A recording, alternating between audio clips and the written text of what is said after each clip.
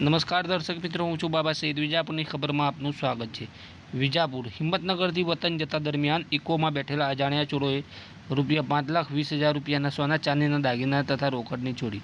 સમાચાર વિગતવાર જાણીએ તો મહેસાણા જિલ્લાના વિજાપુર પોલીસ સ્ટેશન હેઠળના વિસ્તારમાં એક અજાણ્યા ચોરોએ ઇકોમાં બેઠેલા પરિવારની નજર ચૂકાવીને મોટા પ્રમાણમાં સોના ચાંદીના દાગીના તથા રોકડ રકમની ચોરી કરી લીધી હતી. આ ઘટના ગત 27 ડિસેમ્બર 2025ના રોજ બપોરના આશરે 3 વાગ્યાના સુમારે હિંમતનગર મહેતાપુરાથી આનંદપુરા ચોકડી વચ્ચેના રસ્તા પર બની હતી. ફરિયાદીએ આજે 17 માર્ચ 2026ના રોજ આ ચોરોને રસ્તા પર ઓળખીને પોલીસને જાણ કરી હતી.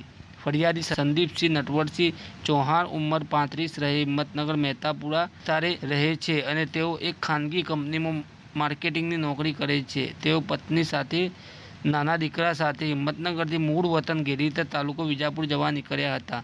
તેમણે પોતાના તથા પરિવારના સોના ચાંદીના દાગીના એક થેલીમાં મૂકીને ઇકો ગાડીમાં મુસાફરી કરી હતી. ગાડીમાં તેઓ તથા પત્ની વચ્ચેની સીટ પર બેઠા હતા અને 2 અજાણ્યા ઈસમો પણ બેઠા હતા. આનંદપુરા ચોકડી પાસે ઉતર્યા બાદ પ્રાઇવેટ સાધનથી વતન ગેરીતા પહોંચ્યા હતા. બીજા દિવસે થેલી ખોલી તપાસ કરતા દાગીના તથા રોકડ ગાયબ હોવાનું જણાવ્યું હતું. ચોરોએ નજર ચૂકવીને થેલીમાંથી સોનાની બુટ્ટી, ચૂની, વીંટી, ઓમ, પેન્ડન્ટ તથા ચાંદીના છરા, વેટલા, કડા, લક્કી વગેરે ચોરી લીધા હતા. આ ઉપરાંત રોકડ ₹27,000 તથા 2 બેંકના ATM કાર્ડ પણ ગુમ થયા હતા.